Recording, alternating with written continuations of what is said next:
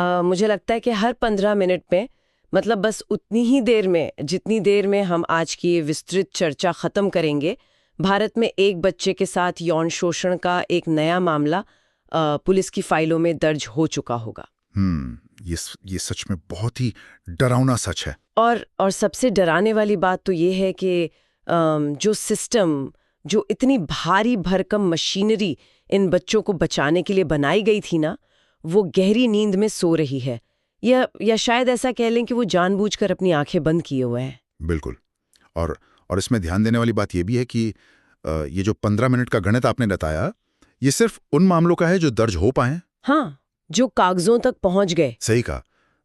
जो मामले कभी थाने की दहलीज तक पहुंचते ही नहीं, जिन पर मतलब परिवारों के अंदर ही मिट्टी डाल दी जाती है, उनकी तो कोई गिनती ही नहीं है।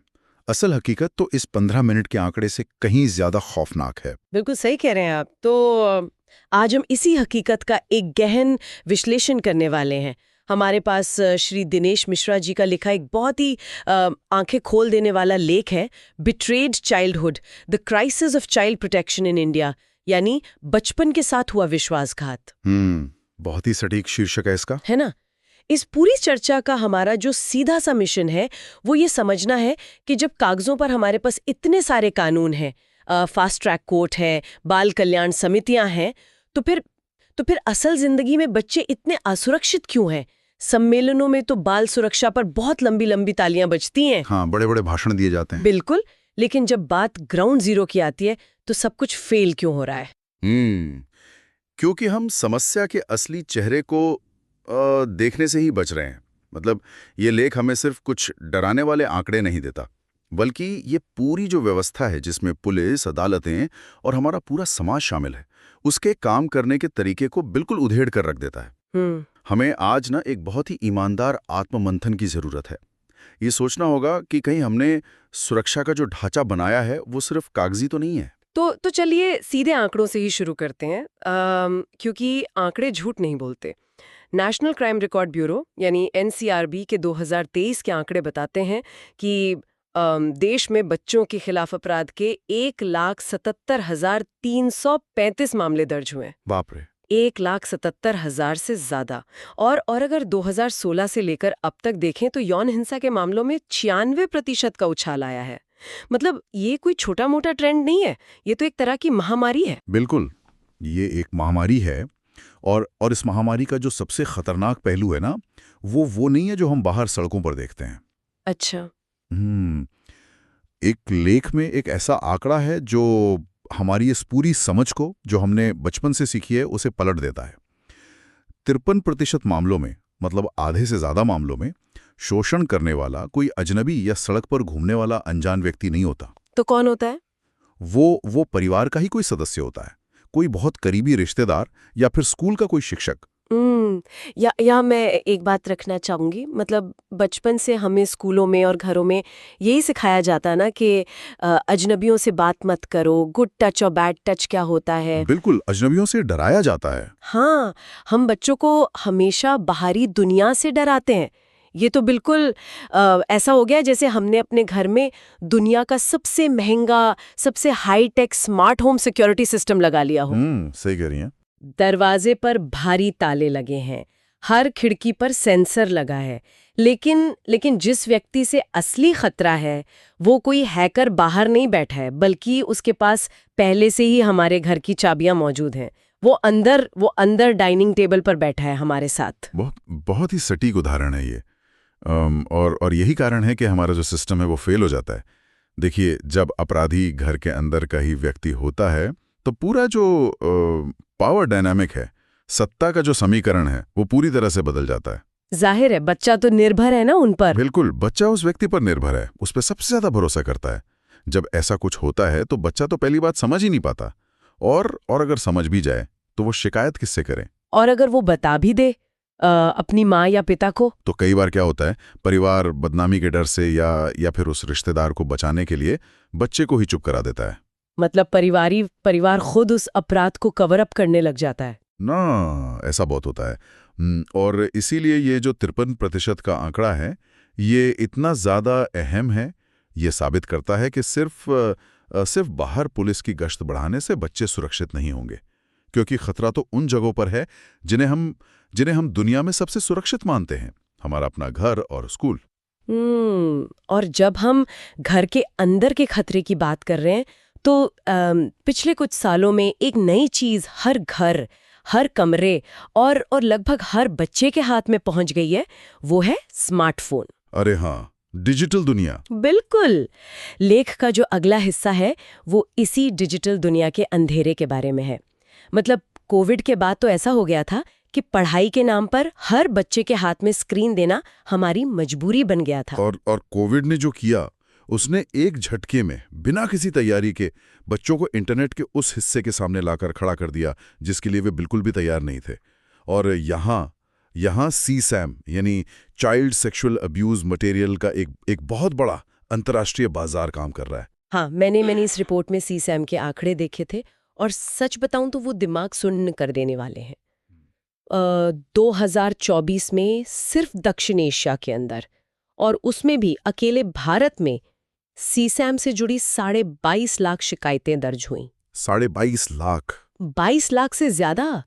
मतलब अगर हम इसे मिनटों में बांट कर देखें तो हर मिनट इंटरनेट पर बाल यौन शोषण से जुड़ी 4 शिकायतें आ रही हैं। ये कोई रैंडम अपराध नहीं लग रहा मुझे, ये तो एक पूरी की पूरी एक इंडस्ट्री चल रही है। बिल्कुल, ये एक बहुत ही सुगठित और तकनीकी रूप से एडवांस्ड इंडस्ट्री है। और लोगों को लगता है कि ये सिर्फ डार्क वेब पर हो रहा होगा, लेकिन ऐसा नहीं है। ये आम जो सोशल मीडिया प्लेटफॉर्म्स हैं, गेमिंग चैट्स हैं और जो मैसेजिंग ऐप्स हैं, उनके जरिए सीधे बच्चों तक पहुंच रहा है। कैसे? मतलब वो बच्चों को कैसे फंसाते हैं? झूठी प्रोफाइल बनाकर बच्चों से दोस्ती की जाती है, उनका भरोसा जीता जाता है और फिर उन्हें ब्लैकमेल किया जाता है। ये बहुत बहुत खतरनाक स्तर पर हो रहा है। और हम लोग, मतलब समाज के तौर पे हम लोग उन्हीं सोशल मीडिया प्लेटफॉर्म्स पर बड़े बड़े हैशटैग लगाकर चिल्ड्रन सेफ्टी डे मना रहे होते हैं। हिपोक्रेसी है पूरी। बिल्कुल। लेकिन इस सब में पुलिस का, प्रशासन का रवैया क्या है?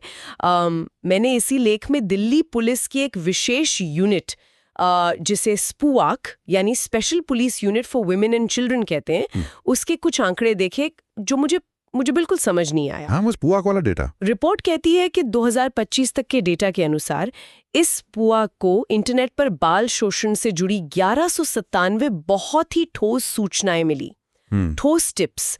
लेकिन पता है FIR कितनी दर्ज हुई? कितनी? सिर्फ 60। 1197 में से सिर्फ 60 FIR। मेरी समझ में ये गणित नहीं आ रहा। मतलब ये तो बच्चों के लिए बनाई गई स्पेशल यूनिट है ना, फिर बाकी के 1100 से ज्यादा मामले कहाँ गायब हो गए? हवा में। देखिए, यही हमें समझना होगा कि सिस्टम काम कैसे करता है। जब हम कहते हैं ना कि सिस्टम सो रहा है, तो असल में वो सो नहीं रहा होता, वो जानबूझकर मामलों को दबा रहा होता है। लेकिन क्यों? मतलब एक पुलिस वाला किसी छोटे बच्चे के मामले को क्यों दबाएगा? इसमें उनका क्या फायदा? इसके कई कारण हैं जो प्रशासन की अंदरूनी कार्यप्रणाली से जुड़े हैं। पहला तो ये कि पुलिस थानों पर इस बात का बहुत भारी दबाव होता है कि उनके इलाके में अपराध का ग्राफ वो कम दिखे। ग्राफ कम दिखे? हाँ, ग्राफ मैनेजमेंट। अगर 1100 FIR एक साथ दर्ज हो गईं, तो आंकड़े अचानक से बहुत बढ़ जाएंगे ना। और फिर ऊपर से जवाबदेही मांगी जाएगी कि आपके इलाके में इतना अपराध क्यों हो रहा है। अरे बाप रे! मतलब सिर्फ अपनी रिपोर्ट अच्छी दिखाने के लिए? बिल्कुल। और दूसरा कारण है प्रक्रिया का बोझ। पुलिस अक्सर क्या करती है, परिवारों को समझा बुझाकर या फिर उन्हें बदनामी का डर दिखाकर मामले को बिना आधिकारिक FIR के ही रफा दफा करने की कोशिश करती है। मतलब ऐसे कि अवे छोड़िए ना, बच्ची की बदनामी होगी, कोर्ट कचहरी के चक्कर में आप लोग कहाँ पड़ेंगे, ऐसा कहकर उन्हें वापस भेज दिया जाता है। बिल्कुल यही होता है। और इसे आप सिर्फ कागजी लापरवाही नहीं कह सकते, ये एक संस्थागत विफलता है, एक इंस्टीट्यूशनल फेलियर है। जब स्पूआक जैसी विशेष यूनिट, जिसे ट्रेनिंग ही इसी काम के लिए मिली है, वो ऐसा कर रही है, तो आप देश के जो दूर दराज के छोटे पुलिस थाने हैं, उनकी स्थिति का तो बस अंदाजा ही लगा सकती हैं। सच में सोचकर ही डर लगता है। लेख में जो कैलाश सत्यार्थी फाउंडेशन की रिपोर्ट का जिक्र है, वो साफ बताती है कि भारत में हर दिन कम से कम 4 पीड़ित बच्चे बिना न्याय पाए खाली हाथ लौट जाते हैं। क्यों? क्योंकि उनका मामला दर्ज ही नहीं किया जाता। ये तो हुई थाने की बात। अब मान लीजिए कि कोई परिवार बहुत हिम्मत करके समाज से लड़कर पुलिस स्टेशन की चौखट पार कर लेता है और अदालत तक पहुंच जाता है। वहां क्या होता है? हम तो हमेशा सुनते हैं कि बच्चों के लिए पॉक्सो एक्ट है, जो कि बहुत बहुत कड़ा कानून है। यहाँ जो हकीकत है ना, वो और भी ज्यादा निराशाजनक है। लेख के आंकड़े बताते हैं कि पोक्सो मामलों में सजा मिलने की दर, जिसे हम कन्विक्शन रेट कहते हैं, वो सिर्फ 3% है। रुकिए, मुझे यहाँ आपको टोकना पड़ेगा। सिर्फ 3%? जी हाँ, सिर्फ 3। ये कैसे संभव है? पोक्सो तो हमारे देश के सबसे सख्त कानूनों में से एक माना जाता है ना। इसमें तो आरोपी को आसानी से जमानत भी नहीं मिलती, बेल तक नहीं मिलती। तो फिर ये बाकी के जो 97% लोग हैं, वो कैसे बचकर निकल रहे हैं? क्या हमारे कानून में कोई लूप होल है या जांच में गड़बड़ है? देखिए, समस्या कानून की किताब में नहीं है। समस्या उस लंबी और थका देने वाली प्रक्रिया में है जिससे एक पीड़ित परिवार को गुजरना पड़ता है। 2023 के अंत तक हमारे देश की अदालतों में 2,62,000 से ज्यादा पोक्सो मामले पेंडिंग पड़े थे, लंबित थे। 2 लाख से ज्यादा मामले? और इनमें से लगभग 46% मामले ऐसे हैं जो 2 साल से भी ज्यादा समय से अटके हुए हैं। हाँ। और कुछ राज्यों के अदालतों की रफ्तार तो इतनी धीमी है कि इन लंबित मुकदमों को खत्म करने में 25 साल लग सकते हैं। 25 साल? मतलब तब तक तो वो जो 8-10 साल का बच्चा है, वो एक प्रौढ़ इंसान बन चुका होगा, उसकी तो पूरी जिंदगी निकल गई। बिल्कुल। और यही तो इस सिस्टम का मैकेनिज्म है। जब कोई केस सालों साल खिंचता है तो गवाहों को डराया जाता है, उन्हें खरीदा जाता है।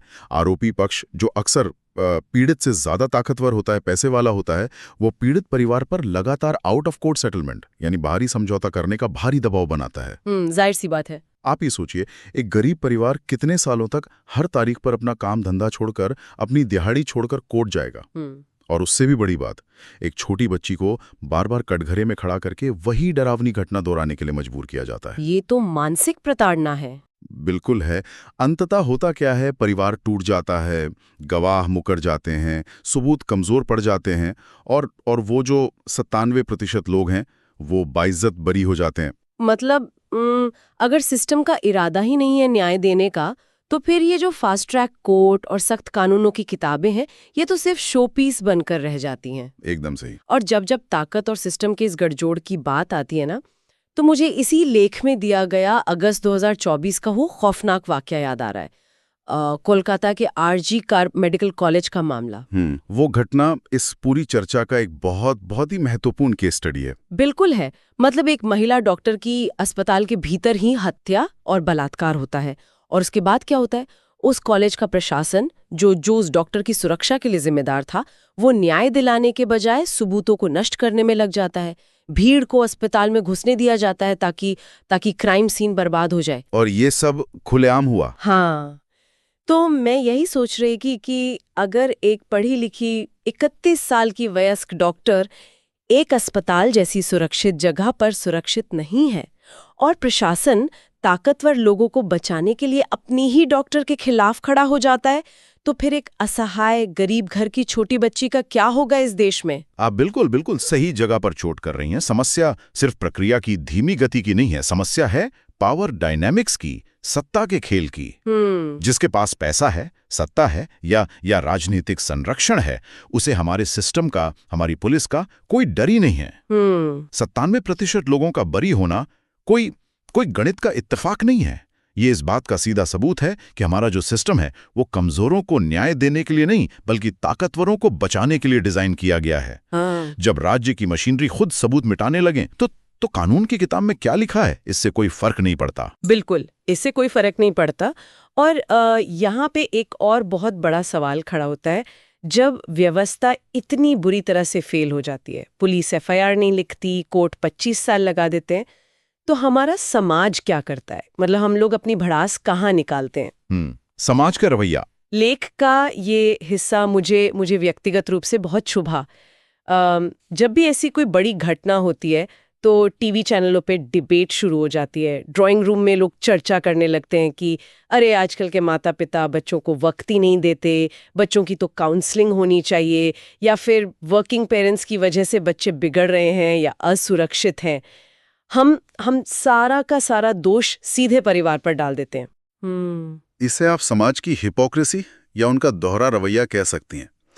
लेखक श्री मिश्रा यहाँ एक बहुत ही कड़वी लेकिन यथार्थवादी सच्चाई सामने रखते हैं।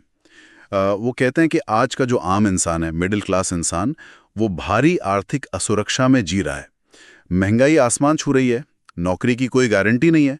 एक इंसान की कमाई से घर का राशन और ईएमआई नहीं चलती आज के समय में। तो ऐसे में घर के दोनों लोगों का काम पर जाना कोई शौक थोड़ी है, उनकी मजबूरी है। बिल्कुल मजबूरी है। और ऐसे में ये जो क्वालिटी टाइम देने का ज्ञान हम टीवी स्टूडियो में बैठकर बांटते हैं ना, वो देश के करोड़ों परिवारों के लिए एक बहुत बड़ी विलासिता यानी लग्जरी बन गया है। माता पिता 12-12 घंटे की शिफ्ट करके थके हारे घर लौटते हैं। वो कहाँ से लाएं वो क्वालिटी टाइम? ये तो बिल्कुल वैसी बात हो गई कि मान लीजिए कोई ट्रेन पटरी से उतर जाए, उसमें सैकड़ों लोग मारे जाएं, और हम रेलवे मंत्रालय की कमियों, पटरियों की खस्ता हालत या सिस्टम के भ्रष्टाचार पर बात करने के बजाय उन यात्रियों को ही डांटने लगे कि भाई तुम इस ट्रेन में बैठे ही क्यों थे? हाँ, बिल्कुल ऐसा है। तुम्हें तो अपने घर पे सुरक्षित रहना चाहिए था। हम हमेशा जिम्मेदारी का सारा बोझ उस पे डाल देते हैं जो सिस्टम में सबसे कमजोर होता है। और इसमें भी एक बहुत गहरा पितृसत्तात्मक पक्षपात है, पेट्रियार्की है। लेख में बहुत स्पष्ट रूप से लिखा है कि अगर घर में बच्चे के साथ कुछ गड़बड़ हो जाए तो समाज का जो पहला सवाल है वो सीधे माँ की तरफ जाता है। हाँ, माँ क्या कर रही थी? बिल्कुल। माँ क्या कर रही थी? उसे तो नौकरी छोड़ देनी चाहिए। उसे अपने बच्चे पे ध्यान देना चाहिए था। हमेशा हमेशा माँ को ही कटघरे में क्यों खड़ा किया जाता है? कोई पिता से क्यों नहीं पूछता? और उससे भी बड़ी बात, कोई सरकार की नाकाम आर्थिक नीतियों, पुलिस की विफलता और लचर कानून व्यवस्था पर सवाल क्यों नहीं उठाता? क्योंकि ऐसा करना आसान है। एक माँ को अपराध बोध से, गिल्ट से भर देना बहुत आसान काम है हमारे समाज में। लेकिन एक भ्रष्ट पुलिस अधिकारी से, एक लापरवाह नेता से या एक सुस्त न्यायिक व्यवस्था से जवाब मांगना बहुत मुश्किल है। बात तो सही है। इसके लिए साहस चाहिए, जो समाज जुटाना नहीं चाहता। आज हमने बाल सुरक्षा को भी बाजारवाद का हिस्सा बना दिया है।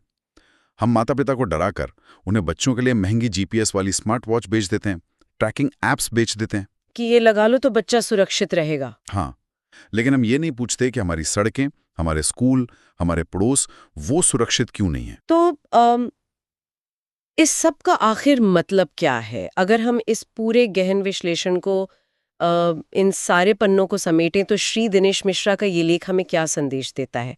मतलब ये हमें यही बताता है ना कि किसी भी देश की असली तरक्की, उसका असली विकास इस बात से नहीं नापा जा सकता कि वहाँ कितनी बुलेट ट्रेन चल रही हैं, कितनी गगनचुंबी इमारतें बन रही हैं, या उसकी जीडीपी कितनी तेजी से बढ़ रही हैं। नहीं, विकास का पैमाना वो बिल्कुल नहीं है। सच्ची तरक्की इस बात से आंकी जाती है कि उस देश के जो सबसे कमजोर नागरिक हैं, यानी उसके बच्चे, वो कितने सुरक्षित हैं। क्या वे निडर होकर बाहर खेल सकते हैं? क्या उन्हें मुसीबत पड़ने पर न्याय मिल सकता है? बिल्कुल। और हमें बच्चों को सिर्फ देश का भविष्य कहकर उन्हें एक तरह के अमूर्त विचार में, एब्स्ट्रैक्ट आइडिया में बदलना बंद करना होगा। बच्चे सिर्फ भविष्य नहीं है, वे आज इसी वक्त जी रहे संवेदनशील जीवित इंसान हैं। उन्हें कल के किसी वादे की नहीं, बल्कि आज की सुरक्षा की जरूरत है। और ये सुरक्षा सिर्फ संसद में नए कानून पास कर देने से नहीं आएगी। पॉक्सो जैसा सख्त कानून है हमारे पास, फास्ट ट्रैक अदालतें हैं, लेकिन जब न्याय सिर्फ 3% को मिल रहा है तो साफ है कि समस्या कागज पर लिखे शब्दों की नहीं है। समस्या उन कुर्सियों पर बैठे लोगों के इरादे की है। जब तक राजनीतिक और प्रशासनिक इच्छा शक्ति नहीं जागेगी, जब तक हम सत्ता के संरक्षण में पलने वाले अपराधियों से सीधे सवाल नहीं पूछेंगे, तब तक बचपन सिर्फ और सिर्फ सरकारी फाइलों के पन्नों में ही सुरक्षित रहेगा, जमीन पर नहीं। ये बहुत ही गहरी और बेचैन करने वाली बात है। और इस चर्चा को खत्म करने से पहले हम जो भी लोग इसे सुन रहे हैं उन्हें एक ऐसे विचार के साथ छोड़ना चाहते हैं जिस पर शायद कोई भी अकेले में सोचना चाहे। आज हमने इस पूरी चर्चा में 2 बहुत बड़े आंकड़ों पर विस्तार से बात की है। पहला आंकड़ा ये था कि 53% अपराधी कोई अनजान व्यक्ति नहीं होते हैं, बल्कि हमारे करीबी, हमारे जानने वाले होते हैं जी। और दूसरा आंकड़ा ये था कि 97% लोग जो इन जघन्य अपराधों को अंजाम देते हैं, वे सिस्टम की कमियों का फायदा उठाकर बिना कोई सजा पाए छूट जाते हैं। अगर आप इन दोनों आंकड़ों को जोड़कर देखें तो तस्वीर का एक बहुत ही डरावना पहलू सामने आता है। बिल्कुल आता है। वो 97% लोग जो बच्चों के साथ ये अपराध करके बिना सजा के छूट गए, वे कहीं दूर किसी कालकोठरी में या किसी जेल की सलाखों के पीछे नहीं है। वे हमारे और आपके बीच ही आजाद घूम रहे हैं। तर में हंसकर बात करते हैं। वो हमारे पड़ोसी हो सकते हैं, हमारे पारिवारिक मित्र हो सकते हैं। हमारी जो असली चुनौती है ना, वो सिर्फ बच्चों को किसी बाहरी अनजान दुनिया के खतरे से बचाना नहीं है। असली और सबसे भयानक चुनौती इस सच्चाई का सामना करना है कि खतरा अक्सर उसी कमरे में, उसी सोफे पर बैठा होता है जिसे हम दुनिया की सबसे सुरक्षित जगह मानते हैं। अगली बार जब आप अपने आसपास की दुनिया को देखें, अपनी उस सुरक्षित चारदीवारी को देखें, तो इस नजरिए से जरूर सोचिएगा, क्या हम वाकई सुरक्षित हैं या ये सिर्फ एक भ्रम है जिसे हम सच मान बैठे हैं।